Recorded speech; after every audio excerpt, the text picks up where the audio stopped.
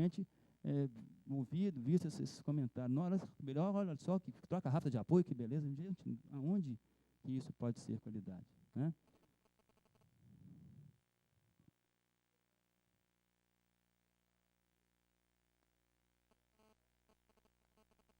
Perfeito. Essa habilidade, ela deveria ser entendida e a expressão usada no sentido de que esse animal ele é capaz de apresentar um movimento dissociado, o que não é fácil. Eu convoco os senhores a baterem, vão rapidinho bater as duas mãos no peito, vamos lá, ao mesmo tempo, ao mesmo tempo, tum, tum, junto, ao mesmo tempo. Vamos marcar. Agora, criem a dissociação, batam a mão em tempo diferente e tentem manter. Então, a primeira coisa que não está correto, vamos dizer assim, é que a dissociação que você criou, o tempo de diferença foi diferente do que ele fez, que por sua vez foi diferente dele, ou seja, já tem aí uma questão. E a manutenção desse tempo, isso é muito mais difícil. É habilidoso o cavalo capaz de fazer isso, de preservar isso com regularidade, trazendo, além dessa distribuição, uma qualidade articular que é, sem dúvida, essencial. Isso eu entendo como habilidade. E tem se confundido com a capacidade de fazê-lo com pressa. Claro, se a gente for fazer isso com muita velocidade, mais difícil. Então, eu tenho que ter mais habilidade. Mas aí, eu passo a usar essa habilidade para mascarar a minha incapacidade de uma passada ampla, de mais recurso. Né? Perdão?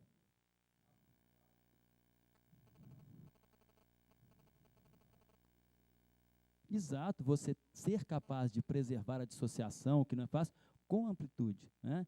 Então, me desculpem a forma tão simplista, mas me agrada muito deitado numa rede, ou principalmente montado. Eu falo deitado na rede por dizer que eu não estou montado, só estou absorvendo o som. E ouvir um cavalo pra, onde entre um pra e outro tem uma certa demora, ele tem liberdade para isso. Mas ao final desse período, é nítido o pra, ele não bateu os dois, ele bateu dissociado, ele preserva isso. E substituir isso por um para mim, não é qualidade. Até hoje eu não fui convencido, mas eu estou aberto para ser, porque eu não entendo como qualidade isso. Entendo como habilidade, sim, porém, usada para mascarar uma limitação na amplitude. Então, eu não sei se aí ficou claro, eu acho que a habilidade, a expressão com muita frequência usada, eu entendo que ela deve ser usada para mostrar que esse animal é capaz de dissociar com qualidade de movimento, reunir isso tudo, mas fazê-lo rápido, com troca rápida de apoio, se por um lado demonstra habilidade, demonstra, na minha opinião, o mascarar de uma incapacidade de um andamento mais elástico e melhor rendimento. Pode trocar? Bom, regularidade é a qualidade expressa pelo cavalo, que marcha no mesmo ritmo e velocidade, do início ao final de um julgamento, sem alterar seus gestos de marcha, bem como os demais itens. Eu já estou acabando, tá, pessoal? Então, é isso que foi colocado aí de ritmo, ou seja, do animal, ele tem que, do começo ao fim de uma prova, preservar tudo aquilo que ele trouxe desde o começo, que são as qualidades todas, de comodidade, de estilo, de rendimento, ou seja, ele não pode estar alterando isso. Um animal que está ali sem um condicionamento físico ideal, ele deverá certamente perder essa condição. Um animal que às vezes está sob uma marcha imposta, ele suporta essa imposição, às vezes por um curto período de tempo. Daí a pouco ele começa a manifestar que ele não está mais dando conta dessa mentira, que ele não consegue mais ficar ali. E as verdades começam a acontecer dentro de um período, por exemplo, de um concurso de marcha. Então, é uma qualidade, sim, nós temos que considerá-la pensando nessa forma. O ritmo que foi tocado aqui, que foi levantado, é muito importante na equitação. É muito importante, principalmente quando se monta cavalos de trote, não é o nosso caso, mas até para a ideia de que eu sei qual vai ser o próximo movimento do cavalo. Então, se eu tenho que trabalhar com o meu quadril, no sentido de acompanhar esse cavalo, se eu sei qual vai ser o próximo movimento, eu já sei o que eu tenho que fazer. Se esse cavalo não tem ritmo, eu me perturbo, eu não consigo acompanhar esse cavalo. Então, essa regularidade também está ligada a isso aí. Pode mudar? Eu vejo aqui uma interação muito grande nessa condição da resistência, do condicionamento que foi dado a um cavalo e da sua conformação em relação a esses 5 itens que nós então vimos aí: gesto de marcha, estilo, comodidade, rendimento e regularidade. Um cavalo que não tem um bom condicionamento, que não está preparado para uma prova, dificilmente ele vai conseguir apresentar as qualidades todas ligadas a isso. E a conformação está diretamente ligada nisso, nem tanto ao diagrama, como eu falei, que está ligado ao estímulo nervoso, mas ao gesto propriamente dito, a qualidade de movimento, a qualidade articular, bem como a todos esses outros itens aí. Pode passar? E aqui vocês só vão me desculpar, eu não consegui, como disse, eu não tenho muita habilidade aí nessas questões de computação, enfim, mas eu vou explicar, justificar o que seria isso e como deveria estar esse quadro. Eu tenho ali itens, expressões utilizadas quando se fala de marcha, como gesto, comodidade, estilo, rendimento, regularidade, diagrama, equilíbrio, atrito, ou seria impacto até melhor que atrito, adestramento, estabilidade. E eu repeti aqui ao lado direito a mesma coisa. Então, nós temos 1, 2, 3, 4, 5, 6, 7, 8, 9, 10 itens. É claro que o gesto não interfere no gesto. Então, esses 10 itens aqui, eles só poderão interferir em 9. Entenderam? O mesmo não interfere.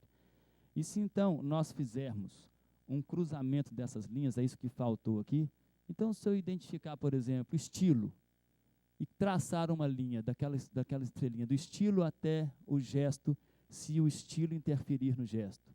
Eu vou ligar estilo à comodidade, se o estilo interferir na comodidade. Eu vou ligar estilo ao estilo, não tem jeito, mas ao rendimento. Então, assim, a cada momento, a cada vez que um item daquela coluna interferiu no item da coluna de cá, eu fiz uma ligação. E o que eu concluí, não está aqui, depois vocês podem... É um emaranhado de muitas e muitas linhas. Então, essa questão de julgar um concurso de marcha, que parece ser simples, ainda mais quando se tem ali 5 itens, não é bem assim, a coisa é muito mais complexa. Mas o que eu achei interessante é que a comodidade não interferiu em nenhum dos itens da coluna da direita. Mas a mesma comodidade sofreu interferência de 9 dos 9 possíveis. Então, eu justifico, se for preciso para os senhores, como o diagrama interfere na comodidade, como o adestramento interfere na comodidade. Então, 9 itens possíveis interferem na comodidade, e ela é só fruto disso, não interfere em nada. E percebi também que tanto o equilíbrio quanto a qualidade de adestramento interferiram em 9 itens possíveis. Então, com isso, a importância, a base, a essência do equilíbrio no movimento e a essência do trabalho técnico e de qualidade de equitação, de doma e adestramento dos nossos animais, que aqui fica a crítica. A gente tem percebido que os nossos animais merecem e precisam muito mais do que vem sendo dado já desde a doma, daqueles problemas, as questões de base, para então podermos colher frutos melhores. A gente está aí trabalhando no dia a dia, é muito comum o pessoal chegar, meu cavalo está com um problema assim, levantando a boca e tal. Pode saber, 90% disso é doma mal feita. E se a gente trabalhar um pouco mais dessa doma, a gente trabalha a base. E a partir daí, concluir essa construção com mais técnica, com mais atenção, com mais cuidado, certamente nós vamos ter cavalos melhores sofrendo dessa interferência. Pode passar para mim? Bom, era então, pessoal, isso aí que eu tinha para trazer para os senhores. Volto a dizer que, para mim, é um desafio muito grande estar passando informações, conceitos, para um público que eu tenho certeza muito conhecedor, e repito aqui, os grandes mestres que estão presentes. Então, para mim é muito difícil, é um desafio, mas eu espero ter contribuído de alguma forma para que a gente possa mexer um pouco, sem bagunçar a gaveta, mas mexer um pouco em coisas que estão ali meio paradas, adormecidas, precisando, no mínimo, da confirmação a partir de estudo, para que a gente possa almejar e chegar a um nível de mais qualidade do nosso cavalo machador. Muito obrigado a todos.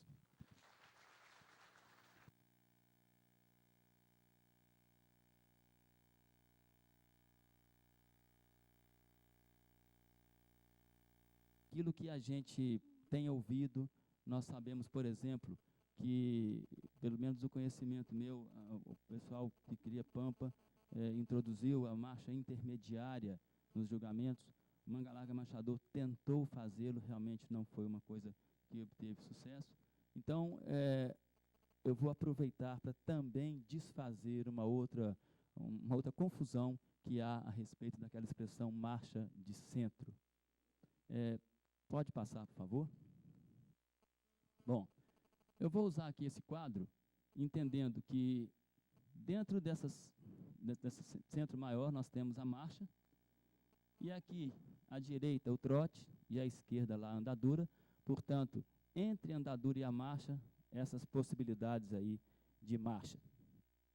Houve um momento no Manga Larga Marchador cuja intenção era a melhor possível, mas os recursos, principalmente aí de cinemática e tal, não eram tantos como hoje,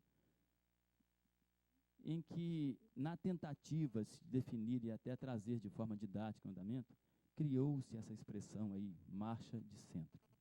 E isso trouxe uma polêmica, uma discussão, e que eu a vejo sem fim e desnecessária quanto ao fato de trazer não só o lado técnico, mas muitas vezes uma paixão, uma força vibrante, e a gente podia deixar de lado isso e tentar trabalhar tecnicamente e encontrar uma solução.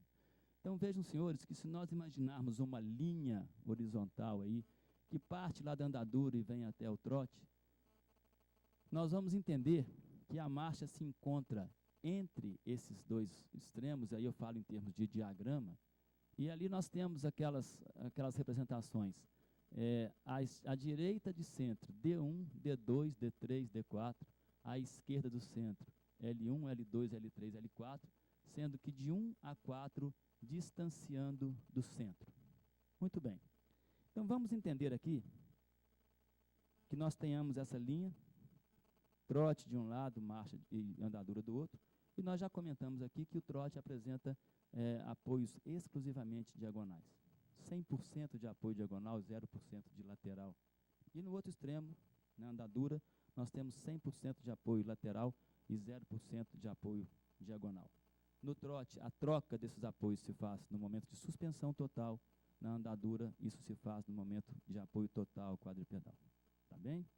Ora, se nós sairmos de um extremo, caminhando para o outro, e considerando aqui percentuais, se nós temos, por exemplo, na andadura, 100% de apoio lateral, se nós considerarmos aqui 99% de apoio lateral e 1% de apoio diagonal, eu falo isso, pessoal, me desculpem aí, mas existe uma relação inversa nessa distribuição de apoios laterais e diagonais.